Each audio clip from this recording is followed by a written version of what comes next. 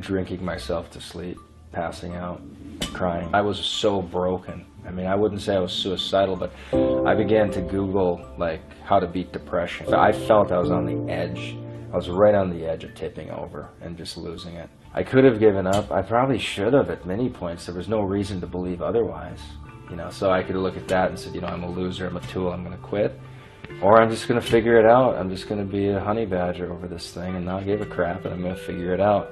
You've got to believe things. And even one of my mentors, one of my first mentors, I said, I want to make $500,000 in this industry. And you know, he said, Mark, I've been around it for 8 years. People make like 60 to 80,000. That's just what people do here. You know, you hear about the 500,000, but I ain't ever seen it. That's what he said. I said, I want to do it though. I want to do it. So you can, they talk about Steve Jobs doing reality distortion, and you have to distort reality. You do. You have to see what others can't see. You have to do things others can't see. You have to deal with the ridicule and the belittling and the blasphemies at you and the mocking and the jokes.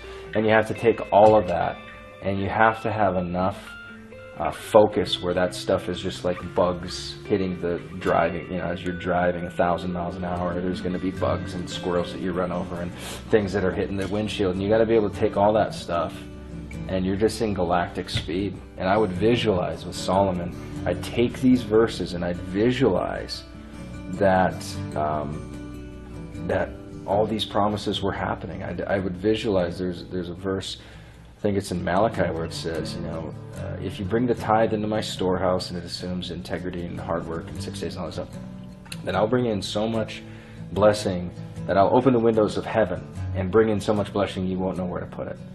And it's this idea, and I literally would visualize all this wealth coming into my account, and literally at the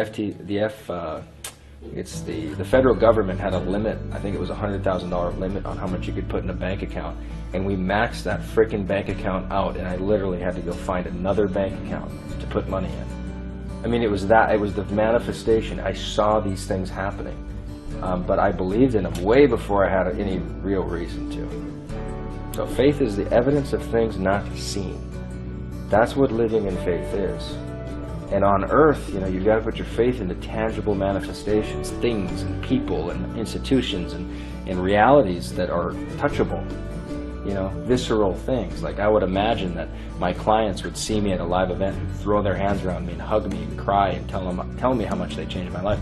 Now, every week, there are clients that have tearful stories of how my story and my impact and this and that has changed their lives. I mean, it's incredible. But I saw it all before there was any reason to believe it. Really. Really.